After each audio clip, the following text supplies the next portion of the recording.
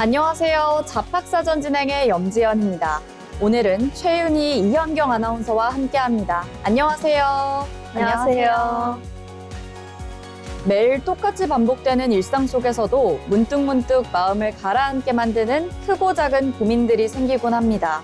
쳇바퀴처럼 돌아가는 하루를 보내다 보면 정작 나에게 꼭 필요한 정보나 주변의 반가운 변화들을 무심코 지나치기도 하는데요.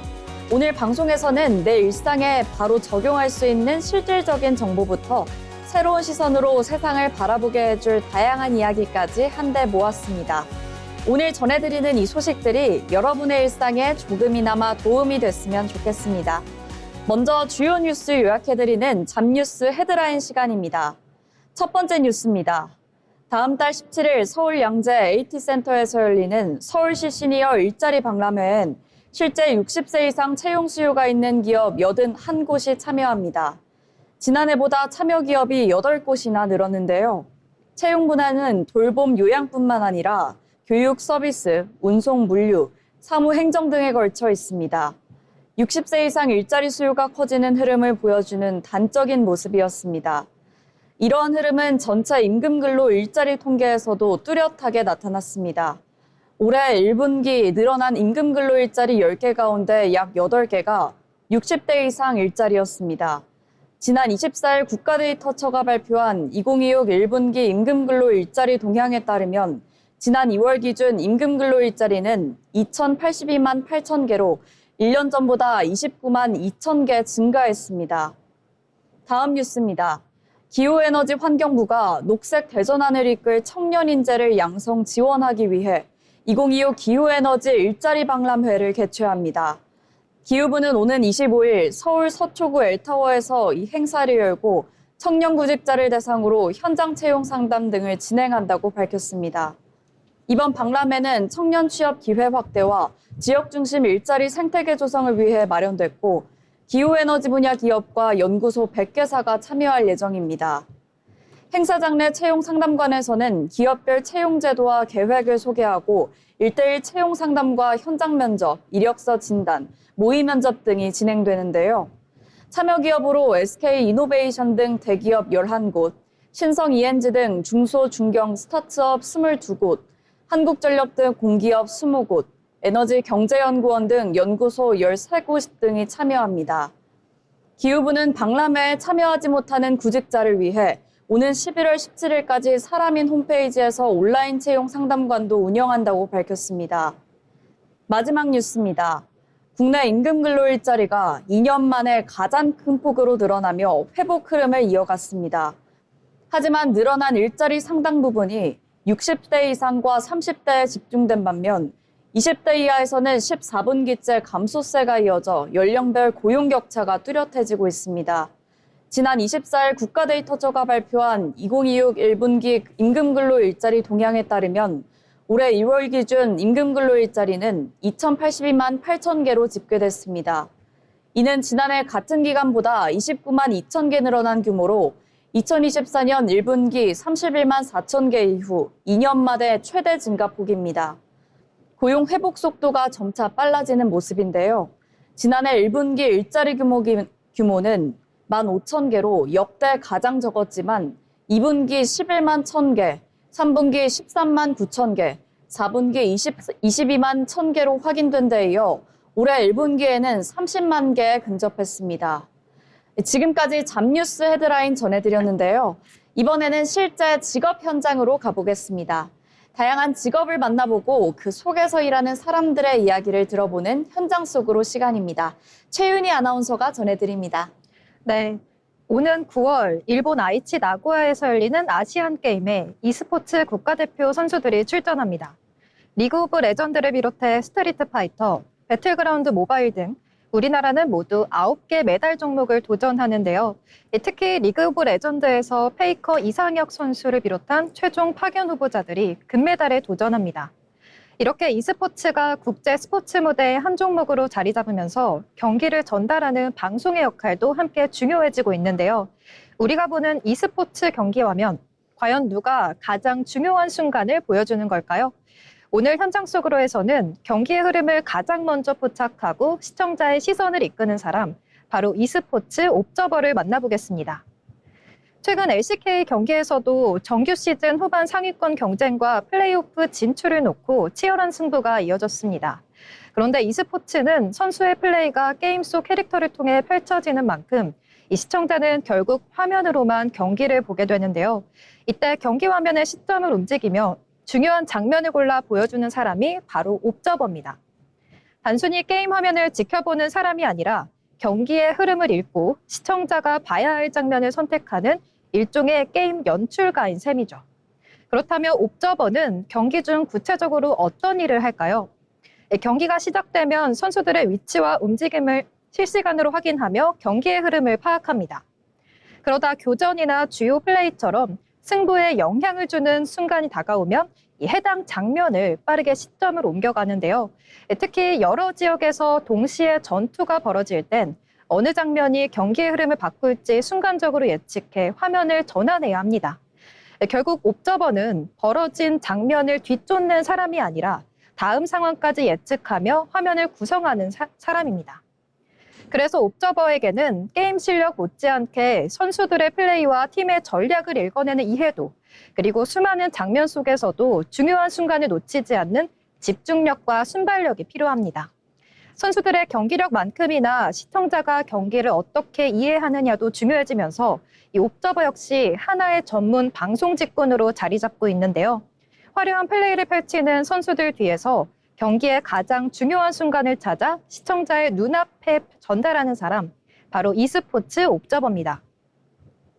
e스포츠가 아시안 게임의 정식 종목으로 자리 잡고 국내외 대회가 계속 확대되면서 이 경기를 만들어내는 다양한 직업에도 관심이 높아지고 있습니다. 우리가 보는 경기 화면 뒤에서 누구보다 빠르게 흐름을 읽고 결정적인 순간을 포착하는 e스포츠 옵저버. 이 보이지 않는 곳에서 시선을 설계하는 이들이 있기에 우리는 오늘도 경기의 가장 짜릿한 순간을 놓치지 않고 볼 수 있었습니다. 지금까지 현증 속으로였습니다. 경기의 흐름을 가장 가까이에서 읽고 결정적인 순간을 찾아내는 e스포츠 옵저버들의 역할이 인상적인데요. 빠르게 변화하는 경기 속에서도 침착하게 상황을 판단하고 시청자의 시선을 이끄는 이들의 노력 덕분에 우리는 오늘도 더욱 생생하게 e스포츠의 순간들을 만날 수 있는 것 같습니다. 이어서 지금 바로 활용할 수 있는 실질적인 취업 정보를 전해드리는 오늘의 잡정보 시간입니다. 이현경 아나운서가 전해드립니다. 네, 오늘의 잡정보 시간입니다. 취업 준비 막막할 때 어디로 가야 할까요? 일자리를 찾는 것부터 이력서와 면접 준비까지 혼자 해결하기 어려운 부분이 많은데요. 이런 취업 고민을 한 곳에서 상담받고 필요한 서비스까지 연결받을 수 있는 곳, 바로 고용복지 플러스 센터입니다. 고용복지 플러스 센터는 고용과 복지 서비스를 한 곳에서 받을 수 있도록 하는 센터입니다. 취업 상담과 일자리 정보는 물론이고 직업 훈련이나 복지, 금융 관련 상담까지 개인의 상황에 따라 필요한 서비스를 연계받을 수 있는데요. 고용센터와 일자리센터를 비롯해 여성 새로 일하기 센터, 중장년 내일센터, 서민금융센터 등 여러 기관이 참여하고 있습니다. 기관을 따로 찾아다니는 대신 시간과 비용을 줄여서 한 곳에서 상담하고 필요한 서비스로 연결받을 수 있다는 점이 특징입니다. 그렇다면 센터를 처음 방문하면 어떻게 이용할 수 있을까요? 처음 방문하면 먼저 초기 상담을 받을 수 있습니다. 초기 상담 창구라는 건데요. 현재 어떤 어려움이 있는지, 어떤 도움이 필요한지를 상담하고 그에 따라 필요한 서비스 경로를 안내받습니다. 예를 들어 취업 상담이 필요하다면 고용센터나 일자리센터로 연결되고 여성 취업 지원이 필요하다면 세일센터로, 복지나 금융 상담이 필요하다면 관련 기관으로 연계받을 수 있습니다. 즉 처음부터 어느 기관을 찾아가야 할지 몰라도 초기 상담을 통해 나에게 필요한 서비스를 안내받을 수 있다는 겁니다. 취업과 관련해서는 구체적으로 어떤 도움을 받을 수 있을까요?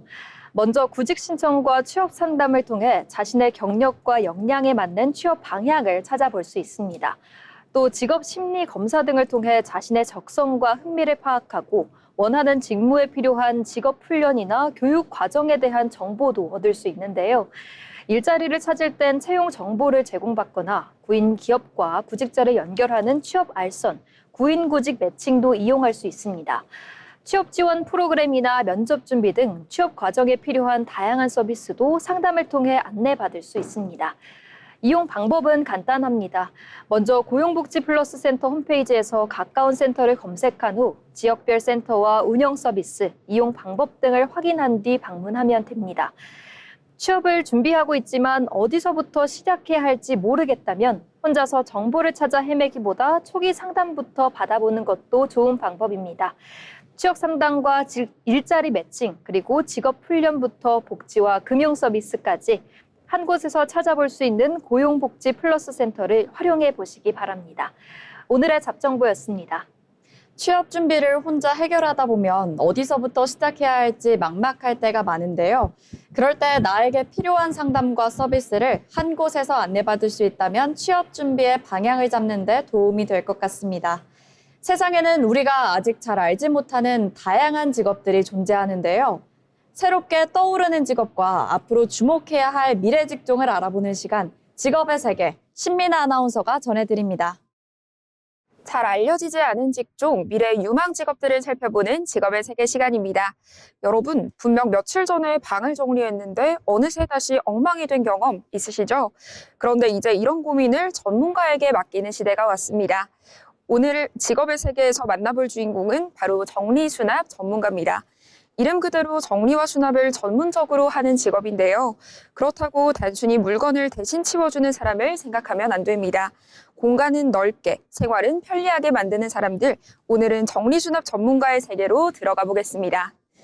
정리수납 전문가는 고객의 주거 공간이나 사무 공간을 살펴보고 물건의 분류와 배치, 수납 방법을 체계적으로 설계하고 실행하는 전문가입니다. 쉽게 말해 공간에 맞는 정리 시스템을 만들어주는 건데요.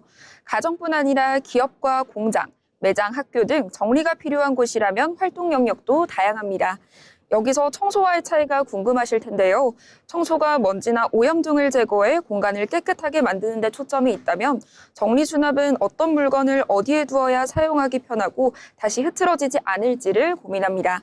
그래서 물건뿐 아니라 그 공간을 사용하는 사람의 생활 방식까지 살펴봐야 합니다. 고용노동부 워크넷에서도 정리수납 컨설턴트를 이색 직업 가운데 하나로 소개하고 있습니다. 먼저 고객과 상담하면서 주거 공간과 생활 환경, 불편한 점을 파악합니다. 이후 작업할 공간과 인원, 일정 등을 정하고 공간별로 어떤 물건을 어디에 둘지 레이아웃, 즉 배치 계획을 세웁니다. 본격적인 작업에서는 필요 없는 물건을 비우고 비슷한 물건끼리 분류한 뒤 생활 동선과 사용 빈도를 고려해 다시 배치합니다. 그런데 여기서 끝이 아닙니다. 정리가 끝난 뒤에는 고객이 혼자서도 그 상태를 유지할 수 있도록 사용 방법을 설명합니다. 결국 한번 깨끗하게 만드는 것보다 계속 정돈된 상태를 유지할 수 있는 시스템을 만드는 것, 이게 정리수납 전문가의 핵심입니다. 그런데 예전에는 각자 집에서 하던 정리가 어떻게 하나의 직업이 된 걸까요? 우리의 생활 방식이 달라졌기 때문입니다. 1인 가구와 맞벌이 가구가 늘고 주거 공간과 생활 방식도 다양해지면서 공간을 효율적으로 활용하는 것의 중요성이 커졌습니다. 또 물건을 단순히 많이 보관하는 것보다 제한된 공간을 어떻게 효율적으로 사용할 것인가에 대한 관심이 커지고 있는데요. 정리할 시간은 부족하고 공간은 보다 효율적으로 사용하고 싶은 사람들에게 전문적인 정리 서비스가 하나의 선택지가 된 겁니다. 그럼 취업을 준비하는 분들이 가장 궁금해할 질문이죠. 정리수납 전문가, 어떻게 될 수 있을까요? 우선 반드시 특정 대학이나 전공을 졸업해야만 할 수 있는 직업은 아닙니다. 관련 교육 과정을 통해 정리와 수납의 원칙부터 고객 상담, 견적 산출, 공간별 수납 방법, 가구 배치 등 실무에 필요한 내용을 배울 수 있는데요. 관련 민간 자격 과정도 운영되고 있습니다. 실제 현장에서는 공간을 분석하는 능력뿐 아니라 고객의 요구를 정확히 파악하는 상담과 소통 능력, 현장에서 생기는 문제를 해결하는 능력도 중요합니다. 그래서 물건만 잘 정리하는 능력보다 사람의 생활을 이해하는 능력도 필요한 직업입니다. 활동 방법도 한 가지로 정해져 있지는 않습니다. 정리수납 서비스를 제공하는 업체에서 일하거나 관련 분야의 컨설턴트로 활동할 수 있고 경력을 쌓은 뒤에는 프리랜서나 개인 사업 형태로 활동하는 방법도 있습니다. 실제로 현재 워크넷에서도 정리수납 전문가와 정리수납 컨설턴트라는 이름으로 채용 정보가 올라와 있는 것을 확인하실 수 있습니다. 사람의 생활 습관을 파악하고 공간의 쓰임을 분석하고 다시 흐트러지지 않을 방법까지 설계하는 일. 평소 정리하는 것을 좋아하고 공간이 달라지는 과정에서 보람을 느끼는 분이라면 정리수납 전문가의 세계도 한번 관심 있게 살펴보시면 어떨까요? 지금까지 직업의 세계였습니다. 공간을 깔끔하게 정리하는 것을 넘어 사람의 생활 방식까지 살피고 더 편리한 일상을 만들어주는 정리수납 전문가의 역할이 인상적인데요. 보이지 않는 곳에서 공간을 세심하게 설계하는 이들의 노력 덕분에 우리의 일상도 한층 더 편리해지고 쾌적해지는 것 같습니다. 이번 시간은 변화하는 일과 일터의 모습에 대해 이야기 나눠보는 잡토크 시간입니다. 최근에는 출퇴근 시간을 줄이고 원하는 장소에서 일할 수 있는 재택근무가 새로운 근무 방식으로 자리 잡고 있는데요. 출근하지 않아도 된다는 점에서 직장인들의 만족도는 높지만 한편으로는 집에서도 업무와 일상의 경계가 무너진다는 목소리도 있습니다. 윤희 아나운서, 실제로 재택근무를 하면 출근할 때보다 편할까요? 네, 아무래도 이 출퇴근 시간이 사라진다는 게 큰 장점이죠. 아침에 준비하고 또 지하철이나 버스를 타고 이동하는 시간이 줄어드니까 그만큼 잠을 더 자거나 개인적인 시간을 활용할 수 있습니다. 또 집이라는 익숙한 공간에서 일하다 보니 출근에 대한 부담도 적은데요. 하지만 업무가 끝났다고 해도 바로 휴식을 취하기가 어렵다는 단점도 있습니다. 이 컴퓨터가 바로 옆에 있으니까 이것만 조금 더 하고 쉬자 하다가 계속 일을 하게 되는 경우도 있죠. 출근하지 않는다고 해서 더 많이 쉬는 게 아니라는 얘기군요. 그럼 현경 아나운서, 그렇다면 회사 입장에서는 재택근무를 더 확대하는 것이 반갑지만은 않을 것 같은데요. 직원들이 각자 다른 공간에서 일하다 보면 소통이나 업무 관리에 있어서 좀 어려움이 있지 않을까요? 맞습니다. 특히 여러 사람이 함께 진행하는 업무에서는 즉각적인 소통이 어려워질 수 있습니다. 사무실에서는 옆자리에 있는 동료에게 바로 물어볼 수 있는 일도 메신저나 화상회의를 거쳐야 하는 경우가 생기기 때문인데요.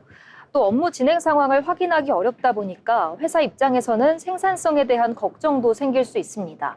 그래서 재택근무를 제대로 정착시키려면 단순히 출근을 없애는 것보다 업무 방식 자체를 바꾸는 것이 중요합니다. 재택근무가 편한 근무 환경을 만드는 것에서 끝나는 것이 아니라 새롭게 일하는 방식을 만들어야 한다는 이야기였네요.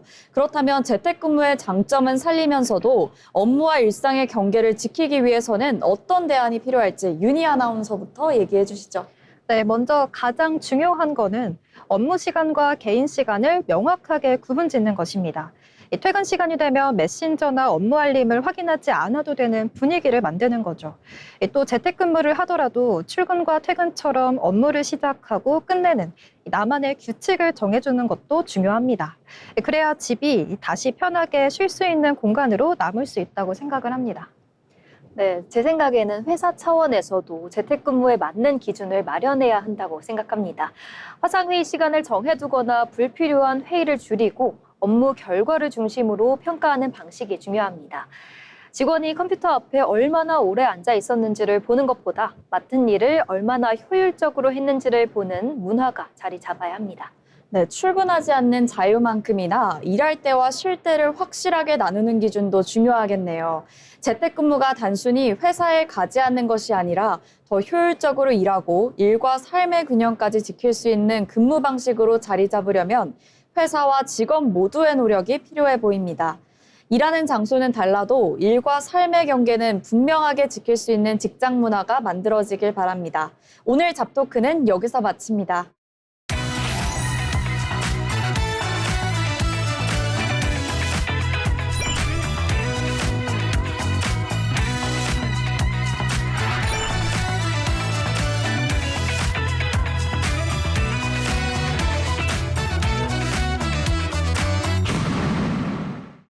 이렇게 빠르게 사회가 변화하고 있지만 그 와중에도 묵묵히 자신의 길을 걸어가는 사람들이 있습니다.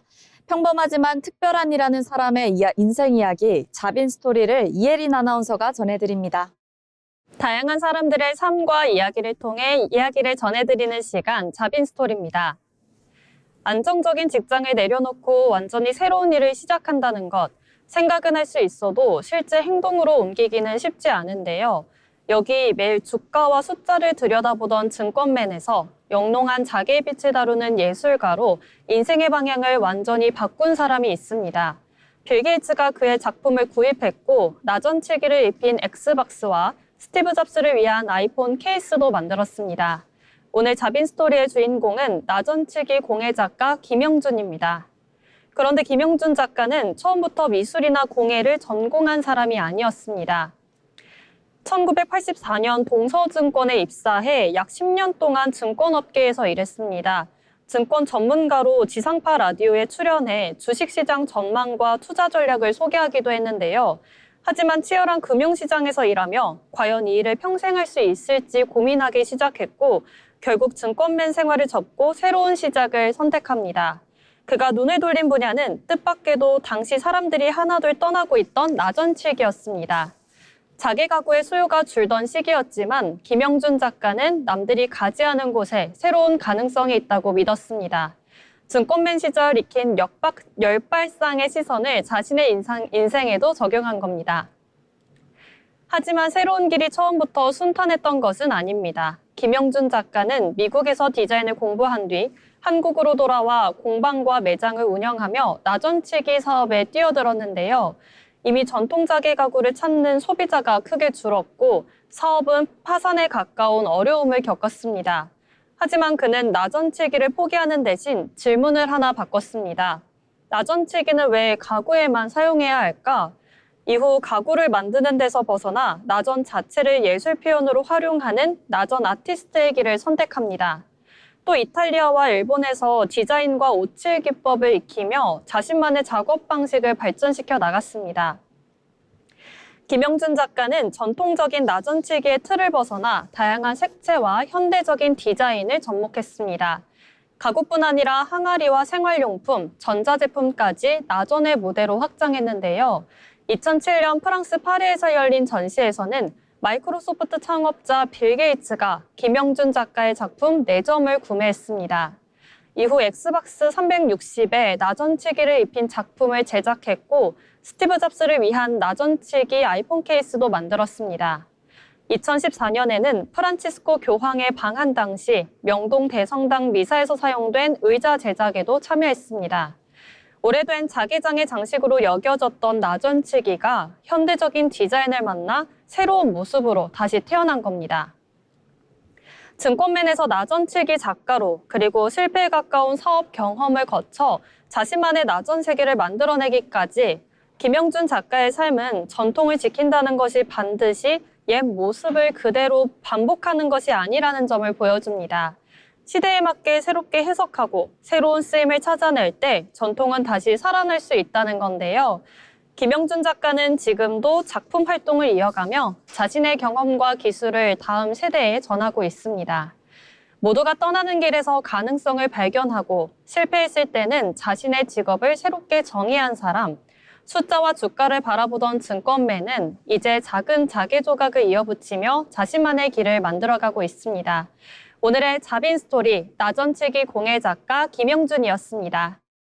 오늘 김영준 작가의 이야기를 통해 안정적인 길을 벗어나 자신만의 가능성을 찾아가는 용기를 만나봤습니다. 실패의 순간에도 새로운 시선으로 나전치기의 가치를 발견하고 전통을 현대적으로 재해석한 그의 여정이 우리에게도 내가 하는 일의 의미와 가능성을 다시 돌아볼 수 있는 계기가 됐으면 좋겠습니다. 이번 시간은 경제로 보는 일터입니다. 경제의 변화는 곧 일의 방식과 일자리의 모습에도 영향을 미치죠. 이번 시간에는 경제의 흐름을 통해 산업과 일터의 변화를 함께 들여다보겠습니다.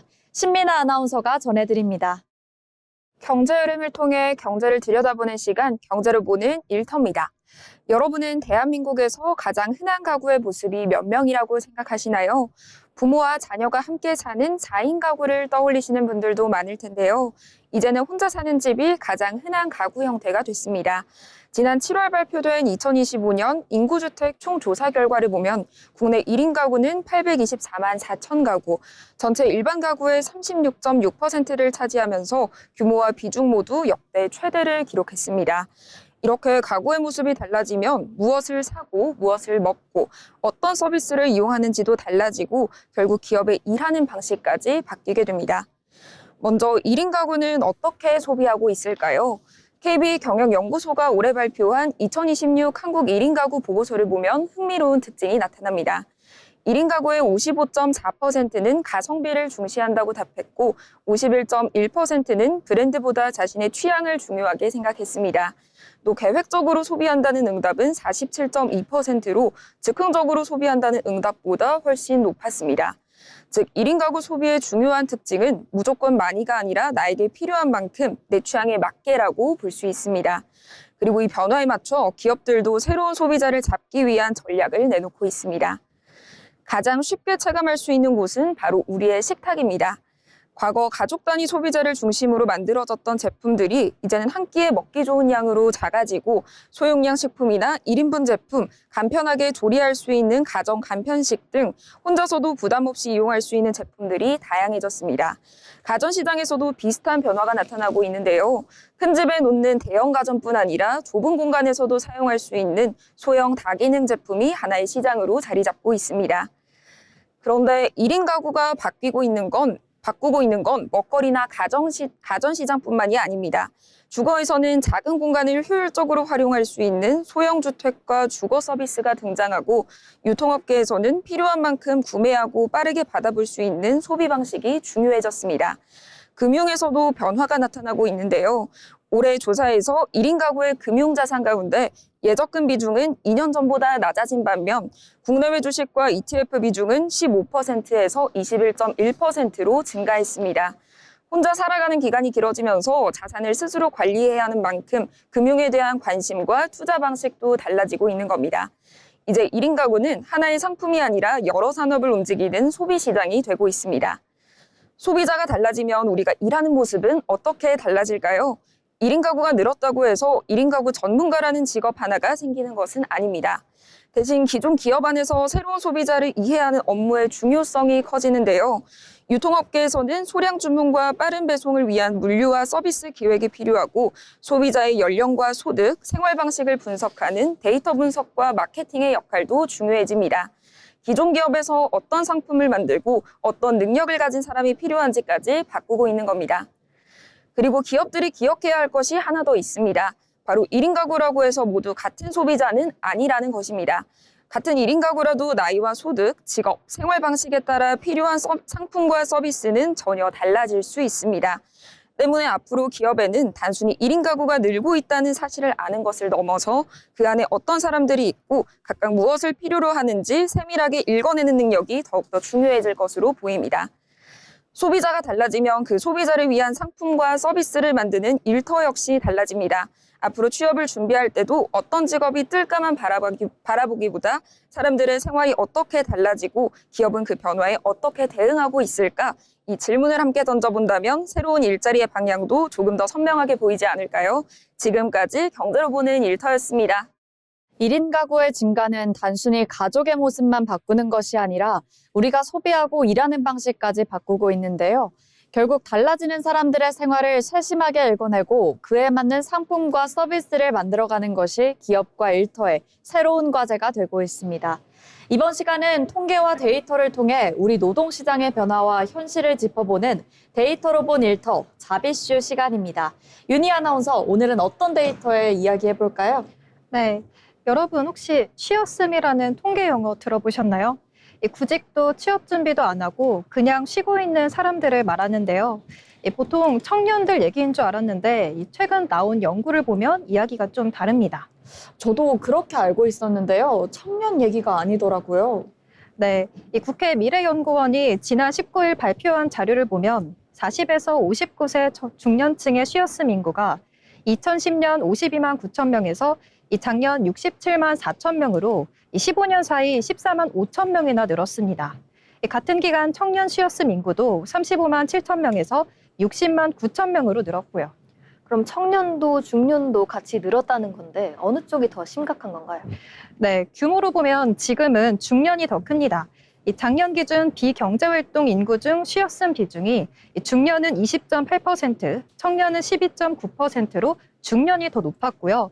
특히 40대에서 두드러지는데 40대 취업자 수가 2015년 689만 명에서 작년 613만 명으로 10년 새 11%나 줄었습니다. 그럼 이분들은 일할 마음이 없어서 쉬는 걸까요? 그런 건 아닙니다. 이 이게 바로 이번 연구의 핵심인데요. 이 40대가 구직이 어려워서 쉰다고 답한 비중은 2018년 23%에서 작년 38%로 늘었고, 건강 문제를 이유로 든 비중은 62%에서 40%로 줄었습니다. 아파서 못 나간다에서 나가려고 해도 자리가 없다로 바뀐 겁니다. 실제로 원하는 조건의 일자리가 없다고 답한 비중이 40대는 84.8%, 50대는 94.4%에 달했습니다. 그럼 취약 계층만의 문제는 아닌 걸로 들리는데요. 네, 맞습니다. 이 정규직 또 상용직 비중이 2015년 23%에서 작년 38%로 늘었고, 사무직 같은 화이트 칼라 출신도 17%에서 25%로 늘었습니다. 이 퇴직 이유도 정리해고나 명예퇴직 같은 회사 사정이 31%에서 34%로 커졌고요. 누구나 한순간에 이 통계 안으로 들어올 수 있다는 뜻입니다. 그럼 지금까지의 청년 취업 대책으로는 좀 부족하겠네요. 네, 이 연구원도 바로 그 점을 짚었습니다. 이 청년 중심이었던 쉬었음 지원 정책을 이제 중년까지 넓혀야 하고, 중년에게는 그동안 쌓은 경력을 살릴 재취업 매칭과 또 재교육이 더 필요하다는 제언이 있었습니다. 그럼 지금 40대라면 남 얘기가 아니라 미래의 이야기가 될 수도 있겠습니다. 네, 그렇습니다. 그만큼 쉬었음은 이제 더 이상 청년만의 이야기가 아니라 이 전체 세대로 넓혀봐야 하는 문제입니다. 지금까지 데이터로 본 일터였습니다. 네, 이어서 그럼 현경 아나운서 어떤 데이터에 대해서 이야기해 볼까요? 네, 직장인이라면 매년 한 번쯤 관심을 갖게 되는 것이 있죠. 바로 연봉 협상인데요. 올해는 물가와 경기 상황, 그리고 직무별 임금 수준 등을 고려하면서 연봉을 얼마나 올릴 수 있을지에 대한 관심이 이어지고 있습니다. 실제로 연봉 협상을 둘러싼 직장인들의 인식은 어떨까요? 오늘은 데이터를 통해 연봉 협상의 현실과 2026년 하반기 연봉 협상을 준비하는 방법을 살펴보겠습니다. 그러고 보니 연봉 협상이라고 해도 내가 원하는 만큼 올려달라고 얘기하기는 쉽지가 않은 것 같습니다. 네, 실제 조사에서도 연봉 협상이 가능하다고 답한 직장인은 30.8%에 그쳤습니다. 10명 중 7명 정도는 연봉을 직접 협상하기보다는 회사가 결정한 금액을 통보받는 방식에 가깝다고 느낀 건데요. 올해 연봉 인상률의 중위값은 5% 정도로 나타났습니다. 네, 생각보다 연봉 협상의 폭이 크지 않은 것 같은데요. 이 연봉에 대한 만족도도 궁금합니다. 네, 조사에 따르면 직장인의 77%가 현재 연봉에 불만족한다고 답했습니다. 그렇다면 이직을 할 때는 이야기가 조금 달라질까요? 네, 이직을 생각하는 직장인들의 희망하는 평균 연봉 인상률은 11.8%였는데요.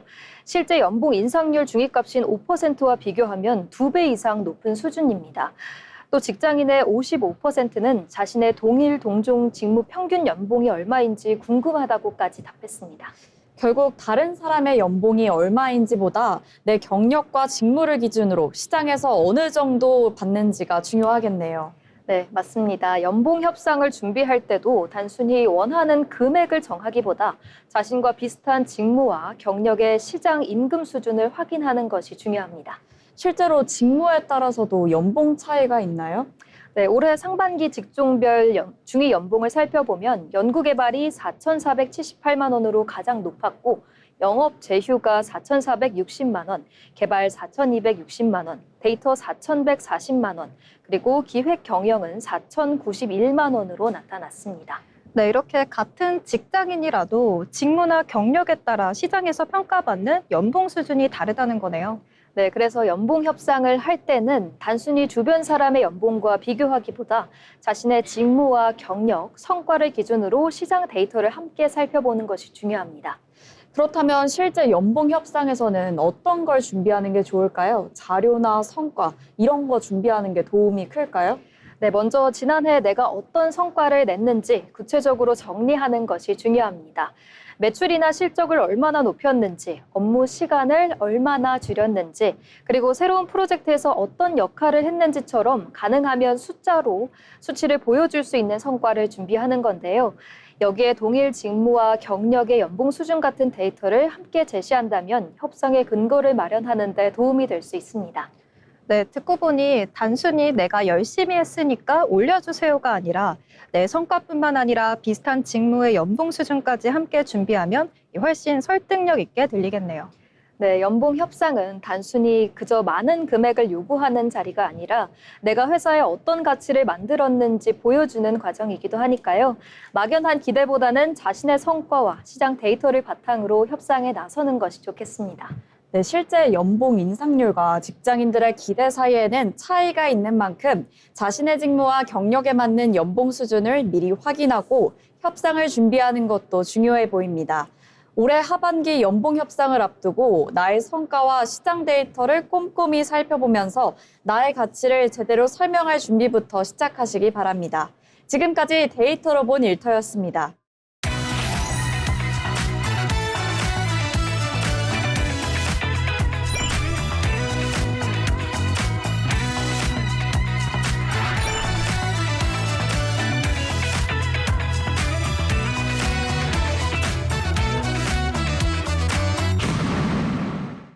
취업을 준비할 때 중요한 것 중 하나는 바로 기업을 제대로 이해하는 것입니다. 기업의 특징과 산업 트렌드를 살펴보는 시간, 기업사전, 조희은 아나운서가 준비했습니다.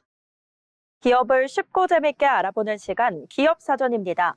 요즘 AI를 넘어서 사람처럼 움직이는 로봇, 온라인에서 한 번쯤 보셨을 텐데요. 그런데 이 로봇 산업의 중심에서 세계 주목을 받는 대한민국의 기업이 있습니다. 삼성전자가 대규모 투자를 단행하며 더욱 주목받는 로봇 기업, 바로 레인보우 로보틱스입니다. 레인보우 로보틱스는 2011년 카이스트의 오준호 교수 연구진이 설립한 로봇 전문 기업입니다. 그런데 이 회사가 처음부터 산업용 로봇만 만든 것은 아닌데요. 카이스트 휴브랩을 기반으로 사람처럼 두 발로 걸어다니는 휴머노이드 로봇 기술을 개발해 왔습니다. 이 과정에서 쌓은 기술들을 바탕으로 협동 로봇과 또 이동형 로봇 등 다양한 로봇으로 영역을 넓혀가고 있습니다. 레인보우 로보틱스가 시장에서 압도적인 평가를 받는 이유는 크게 두 가지입니다. 첫 번째는 기술 내재화인데요. 로봇 제작에 필요한 모터와 제어기, 또 센서, 소프트웨어 등 핵심 부품의 약 80% 이상을 자체 개발하고 있습니다. 해외 경쟁사 대비 가격 경쟁력과 품질 제어력을 동시에 확보하고 있는 거죠. 두 번째는 독보적인 휴머노이드 제어 기술입니다. 걷고 또 물건을 옮기고 두 팔로 정밀한 작업을 수행하는 원천 기술을 갖추고 있습니다. 사람이 하기 어렵거나 위험한 일을 대신할 차세대 로봇 시작을 선도하고 있습니다.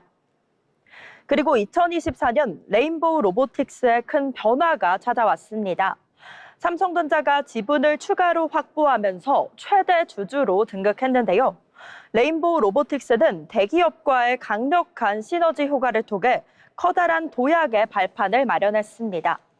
삼성전자의 반도체 제조, 공정, 노하우, 또 AI 소프트웨어 기술이 레인보우 로보틱스의 하드웨어 로봇 기술과 결합하는 구조로 성장하고 있습니다.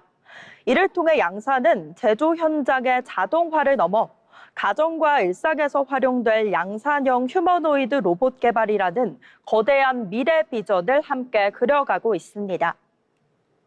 그렇다면 레인보우 로보틱스의 로봇들은 지금 우리 삶 속 어디에서 활약하고 있을까요?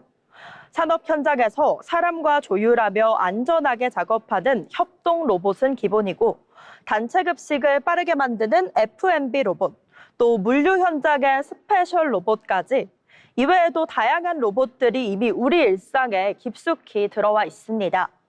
단순한 연구실 속 로봇이 아닌 산업과 일상 그리고 안보 현장까지 실제 사람의 손길이 필요한 모든 곳으로 영역을 빠르게 확장시키고 있습니다. 사람의 일을 대신하는 것을 넘어 사람과 함께 일하는 로봇까지 레인보우 로보틱스는 휴머노이드와 협동 로봇 기술을 통해 로봇의 활용 범위를 넓혀가고 있는데요. 특히 인공지능 기술이 발전하면서 로봇이 단순히 정해진 동작을 반복하는 것을 넘어 스스로 상황을 판단하고 또 움직이는 피지컬 AI 시대도 다가오고 있습니다. 로봇 기술과 인공지능의 결합이 앞으로 우리의 일터를 어떻게 바꿔놓을지 주목됩니다. 로봇의 미래를 만들어가는 기업 레인보우 로보틱스. 지금까지 기업사전이었습니다.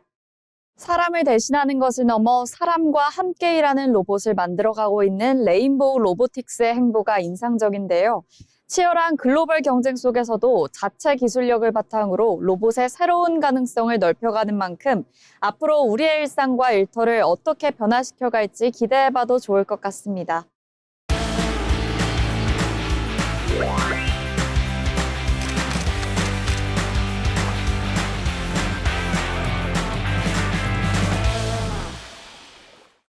이번 시간은 전국의 모든 맛집과 축제, 그리고 핫플레이스를 전해드리는 어디 갈까 시간입니다. 이혜린 아나운서와 함께 만나보시죠. 어디 갈까 시간입니다. 여러분은 사진 한 장을 볼 때 무엇을 가장 먼저 보시나요? 사진 속 인물이나 풍경을 보기도 하고 그 안에 담긴 이야기를 상상해 보기도 할 텐데요. 오늘은 사진 한 장을 넘어 사진이 한 권의 책과 이야기가 되는 과정까지 만나볼 수 있는 특별한 전시를 소개해드리도록 하겠습니다. 지금 안동 문화예술의 전당에서는 한불수교 140주년을 기념한 특별 전시 매그넘 비트윈 페이지스가 열리고 있습니다. 세계적인 사진가 협동조합 매그넘 포토스의 약 80년에 걸친 기록과 작품 세계를 만나볼 수 있는 전시입니다. 먼저 매그넘 포토스가 어떤 곳인지 알아볼까요? 매그넘 포토스는 1947년 로버트 카파와 앙리 카르티에 브레송 등 당대 유명 사진가들이 함께 설립한 국제적인 사진가 협동조합입니다. 전쟁과 정치 같은 역사의 현장부터 평범한 사람들의 일상과 사회 변화까지 사진가의 시선으로 시대를 기록해왔는데요. 이번 안동 전시에서는 매그넘 포토스의 포토북 라이브러리를 엄선한 포토북 90여 권과 오리지널 작품 130여 점을 만나볼 수 있습니다. 유명한 사진을 감상하는 것을 넘어 한 사진가의 기록이 어떻게 한 권의 책으로 완성되는지까지 함께 들여다볼 수 있습니다. 이번 전시의 핵심은 바로 포토북입니다. 어떤 사진을 먼저 보여줄지, 사진 사이에는 어떤 흐름을 만들지, 책의 디자인은 어떻게 구성할지까지 모두 작품의 일부가 되는데요. 사진을 단순히 보는 것에서 끝나는 게 아니라 책장을 넘기며 하나의 이야기를 읽는 셈입니다. 전시장에서는 이를 직접 경험할 수 있는 리딩룸도 마련되어 있습니다. 출간된 포토북뿐만 아니라 책을 만들기 전 단계의 더미북과 편집 자료, 원본 프린트 등도 함께 공유되는데요. 상당수 자료를 직접 열람할 수 있어 한 장의 사진이 한 권의 작품으로 완성되는 과정까지 가까이에서 살펴볼 수 있습니다. 특별한 자료도 있습니다. 정식으로 출간되지 못했던 I2I 프로젝트인데요.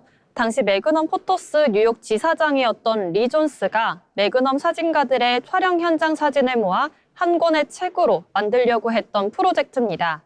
실제 출간까지 이어지지는 못했지만 이번 전시에서는 당시 작업 과정과 관련 자료를 만나볼 수 있습니다. 완성된 결과물뿐만 아니라 사진가와 편집자가 한 권의 포토북을 만들어내는 과정까지 살펴볼 수 있다는 점이 이번 전시의 또 다른 매력입니다. 특히 9월 17일에는 전시를 더욱 특별하게 즐기실 수 있습니다. 오후 3시 30분에는 매그넘 포토스 소속 사진가 등이 참여하는 전시 연계 프로그램 북앤토크가 열리고요.